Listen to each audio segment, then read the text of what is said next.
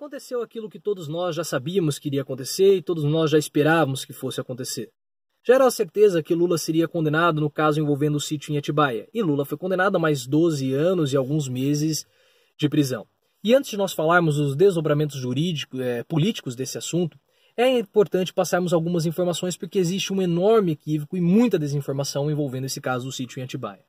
Muitas pessoas acreditam que Lula ele é o dono do sítio e que ele está sendo condenado por ser o dono do sítio. Mas essas pessoas estão equivocadas. Não há qualquer tipo de documento que prove que Lula é o dono do sítio ou era o dono do sítio. O que nós sabemos é que Lula frequentava o sítio e até mesmo de modo corriqueiro, e que nós temos alguns testemunhos que falam que o Lula tratava o sítio como se ele fosse o dono. Mas não há qualquer tipo de documento que mostre, que prove que Lula era o dono. E é por isso que Lula não está sendo condenado por ser o dono do sítio. A condenação que pesa contra Lula é uma condenação de que a reforma do sítio ela foi feita com dinheiro oriundo de contratos fraudulentos vindos da Petrobras.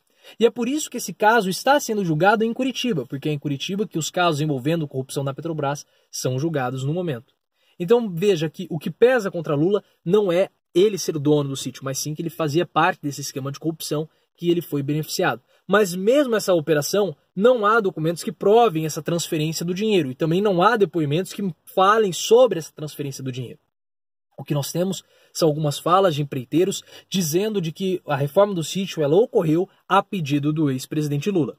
E a juíza Gabriela Hart ela utilizou alguns e-mails e outras coisinhas para fazer essa ligação de Lula com o esquema de corrupção ali, desse desvio de dinheiro, para dar a sua sentença. Obviamente a defesa irá recorrer desse caso, porque julga que é muito frágil, mas existem outras pessoas que falam que a argumentação da juíza Gabriela Hart foi uma argumentação substancial, que as provas eram mais do que suficientes para sustentar a condenação do Lula.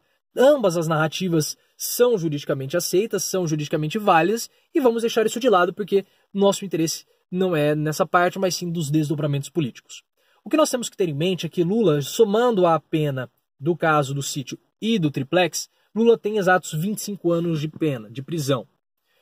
E Lula tem mais de 70 anos, então nós podemos ter em mente que Lula vai demorar muito para sair da cadeia. Ele vai sair quando ele já tiver uma idade muito avançada ou quando ele tiver ali algum problema de saúde mais sério.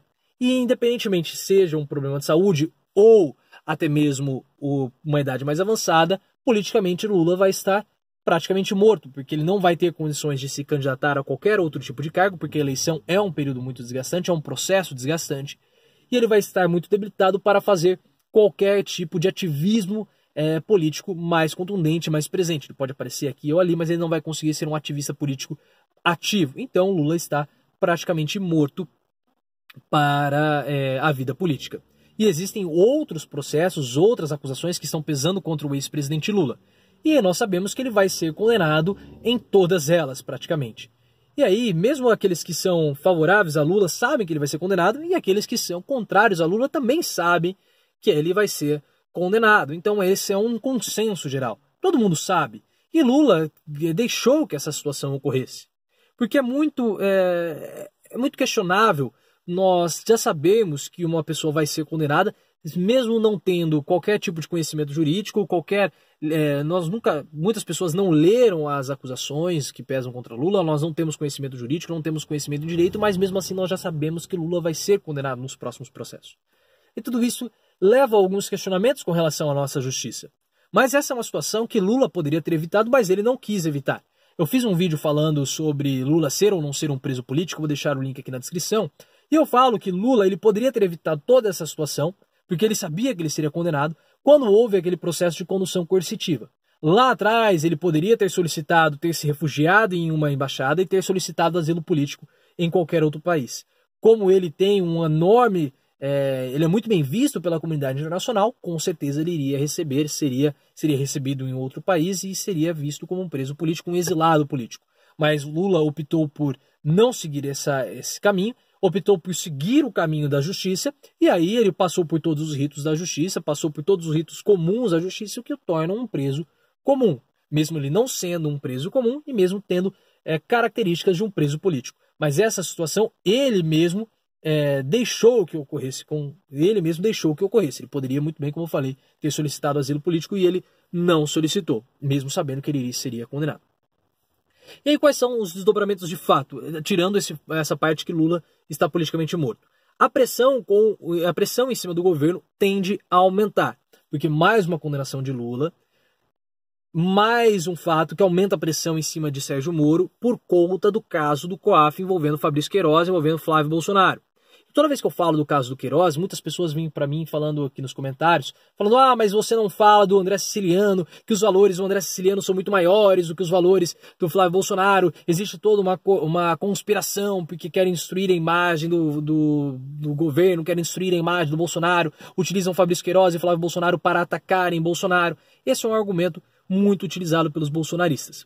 Eles falam muito em relação ao valor ali da tramitação de Fabrício Queiroz, querem comparar muito com o valor da tramitação envolvendo o André Siciliano. E até mesmo o próprio Steve Bannon falou que todos esses episódios do Flávio Bolsonaro são um complô do marxismo cultural que quer utilizar Flávio Bolsonaro para destruir a imagem de Jair Bolsonaro.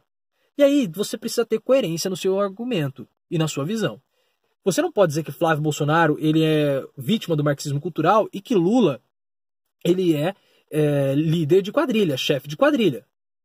Pelo seguinte, se você fala que um é marxismo cultural e o outro é criminoso, e você usa o argumento para sustentar essa posição que existe um complô por conta do valor, que o valor do Fabrício Queiroz é muito inferior ao valor do André Siciliano, eu queria dizer para você que o valor do Lula é inferior ao próprio caso do Queiroz, porque somado das movimentações do Queiroz, porque somado os valores do sítio em Atibaia e o valor do triplex, é um valor menor do que 3 milhões de reais.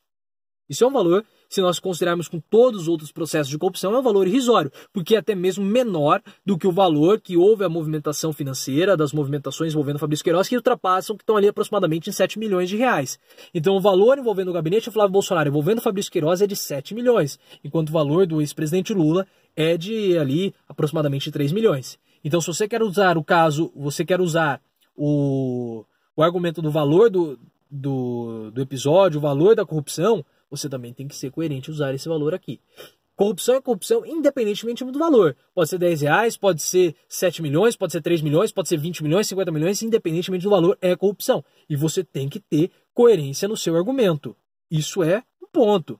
Você não pode adotar porque você tem uma simpatia mais com esse político, você tem simpatia menos simpatia com outro político, você vai adotar narrativas diferentes, você vai adotar análises diferentes. Não, você tem que ter critérios, os critérios têm que ser os mesmos. Então, essa parte do valor de ser menor ou maior acaba sendo enfraquecida. E você tem que ter coerência. Outro desdobramento dessa dessa condenação do Lula é que o PT praticamente agora ele vai ficar muito mais fragilizado, muito mais enfraquecido. Porque mais uma condenação de um outro juiz, aí você pode falar que ele está submetido a Sérgio Moro, tudo bem. Só que aquele discurso de que Lula é um preso político, do Lula livre, ele tende a ficar mais fraco com o passar do tempo. É aquela mesma história que eu venho falando. De tanto Bolsonaro falar que existe um complô da mídia com relação a ele, envolvendo esse caso do Fabrício Queiroz, envolvendo as milícias, esse discurso tende a ficar mais fraco. E esse discurso do Lula livre tende a ficar mais fraco também. Só que o problema é que hoje a única coisa que o PT consegue se agarrar é a imagem do ex-presidente Lula.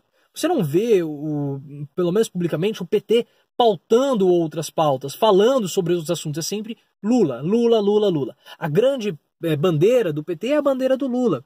E isso é um enorme problema para o partido.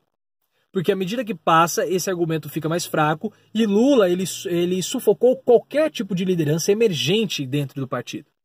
O que nós temos hoje é Fernando Haddad, mas Fernando Haddad ficou muito feio o que aconteceu com ele na eleição de 2018. Muitas pessoas disseram, ele foi um capacho do Lula. Então isso pegou muito mal para ele, isso minou a força dele. E o PT hoje não tem qualquer tipo de liderança emergente que possa substituir, ou pelo menos se aproximar do ex-presidente Lula.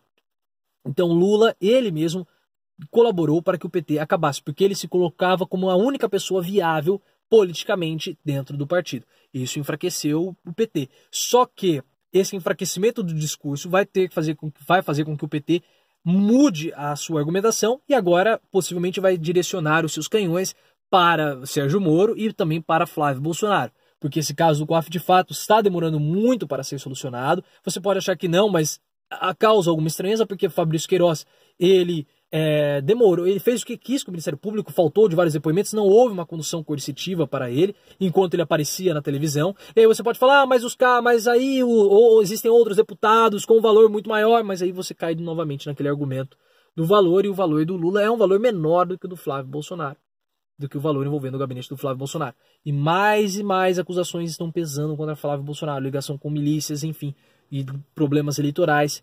E está havendo uma demora, e isso vai aumentar a pressão em cima de Moro, vai aumentar a pressão ainda mais sobre o governo. E os militares, como eu falei para você em outro vídeo, vou deixar o link aqui na descrição, que eu falo do racha do governo Bolsonaro, eles não querem que nada prejudique a imagem das Forças Armadas. Então, tudo que ocorre, que prejudica a imagem dos militares, eles olham com olhos tortos, e eles sentem-se muito desconfortáveis com essa situação do Flávio Bolsonaro, essa pressão que vai aumentar no Flávio Bolsonaro. Isso tende a aumentar o racha do governo. Então existem diversos outros desdobramentos políticos com relação a esse caso do Lula. Se você chegou até aqui, deixe seu comentário. O que você acha? Quais são os desdobramentos políticos do caso da condenação do Lula? Para o próprio Lula, para o PT, para o governo. Você acha que Lula é um preso político? Você acha que o Lula é um preso comum? Deixa aqui nos seus comentários, compartilhe com seus amigos, é muito importante isso para que a gente possa criar aquela corrente contra o pensamento superficial desconectado da realidade brasileira. Deixe seu like. Se inscreva no canal, considere se inscrever no canal e lembre-se, vamos sempre sair do raso e aprofundar o nosso discurso.